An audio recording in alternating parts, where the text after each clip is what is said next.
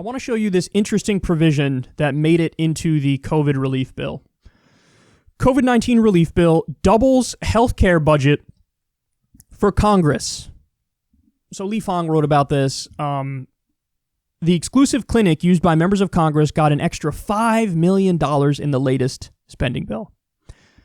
So the budget is like $4 million and change, and they just more than doubled the budget in this bill. Now, when you read the specifics, it's even more interesting. So they have like everything for this clinic. Everything you can imagine. Physical therapy, like even things that aren't proven, like chiropractic medicine. By the way, I'm not saying if you like it for glorified back cracking, like a glorified massage therapist or something, by all means, I'm not judging you for that. I'm saying the empirical evidence for it is slim. And if you read the origins of chiropractic medicine, you'll see some very questionable stuff.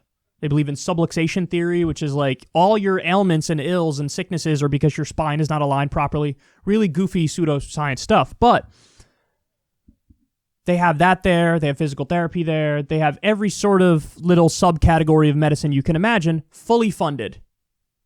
Fully funded. They also have a pharmacy that's in there. A little bit of a scary story for those of you who don't know is that there are either senators or Congress people or both who have Alzheimer's, and they have to get the medicine for that. And a pharmacist was on the record as saying, I've had to fill those prescriptions for members of Congress or the Senate. But there's a really important thing to take away from this, and I think we discussed this recently because they kind of perpetually increase the budget for their own clinic. What does this show you? All the crying and the yelling and the bitching and the moaning and the, tearing down of or smugly dismissing of Medicare for all, a single-payer healthcare system. What do you think this is? This is single-payer for me, but not for thee. That's what this is. Single-payer for me, but not for thee. Because ultimately, guys, really what we're having a conversation about is where the funding comes from. That's it. That's the whole conversation when it comes to Medicare for all or a single-payer healthcare system. Now, yes, it does get more nuanced than that. You could dive into the details of it. And the Canadian system or the French system is like public funding, so tax dollars pay private institutions. But you have an NHS-style system where it's public funding of public institutions. You understand? So there is a distinction there, but the connecting tissue is public funding. Tax dollars. Now, I don't know. Is this clinic privately owned or is this clinic government owned? I don't know. But what I do know is the funding is all government, is all tax money.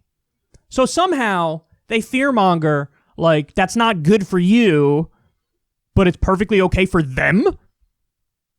And they love the healthcare they get and they get complete coverage in every imaginable way. No, see, this is all a fraud. It's a scam.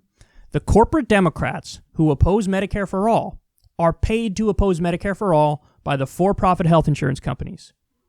They also don't go tough on Big Pharma because they get paid by Big Pharma as well. All the Republicans are paid by them as well. Big Pharma and the for-profit health insurance companies. So, now that's not to say that the lefties who are for Medicare for all take money from the for-profit health insurance companies. In fact, they don't. They don't do that. They're pure and they believe in Medicare for all. They happen to be wrong on the strategy to get it at this point in time, in my estimation, because they don't want to force the vote. They should want to force the vote. But that's the dynamic in the system. But this shows you the lives they lead are not in accordance with the beliefs they claim to have. They claim like, single-payer Medicare for all is not a good idea. It's pie in the sky. And then they give you a whole list of terrible arguments against it, but really they're using a single-payer system. So, in my opinion, whatever's good enough for them is good enough for us, right? Like, what? They get this Cadillac single-payer plan, and we get nothing? That's right, we get nothing. It's unacceptable. There are no good arguments against it. I mean, we've gone over it 1,000 times. One of the things is, how are you going to pay for it? How are you going to pay for it? And the answer is it saves money. What do you mean, how are we going to pay for it? You save $5 trillion over the course of a decade. That's not me speaking. That's a study from the University of Massachusetts Amherst, which goes into the details of this. Every other developed country has one version or another of universal healthcare system, and they spend less and they cover everybody. What are you talking about? It saves money, better health outcomes. The idea takes away your freedom of choice. Nonsense. Nonsense. The thing that takes away your freedom of choice is our current private system. Because they'll tell you, oh, you can't go to that doctor. That doctor's out of network. By the way, I know because I ran into this problem a number of times. Had to switch my health insurance, and then they said, we don't cover the doctor you currently go to. And I'm like, oh, Jesus fucking Christ. It never ends. It never ends. With Medicare for All, you pick whatever doctor you want.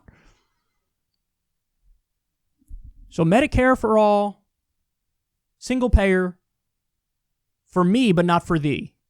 That's their position. And by the way, have the Republicans taken some sort of principled stance against this? No, I don't like this. Government funded. Yeah, very good. Great poupon. No, they go and they get their health care and they're happy. By the way, they already got their COVID vaccines. I get it. Listen, I think they should do it by age and vulnerability. So whoever needs it the most gets it the fastest. That's what I think. So a lot of people in Congress do fall into that category. You know, some of the younger ones, yeah, they should probably wait a little bit, right? Like, give it to the old people who need it first. Give it to the immunocompromised people who need it first. But in other words, it's not like the fact that they're funded through government money makes it like irreconcilably terrible and everything's falling apart in there and they have, you know, substandard care. No, they have the best care in the freaking world, and it's with government money. Because really, ultimately, when we have this conversation, we're just talking about where does the funding come from. That's it. That's it. So don't fall for the tsunami of bullshit propaganda on the issue of Medicare for All. It's good enough for them. It's good enough for wealthy elites, which means it's good enough for all of us. And it should be the case that healthcare is a right and not a privilege anymore, and so we need single-payer Medicare for all for the entire country.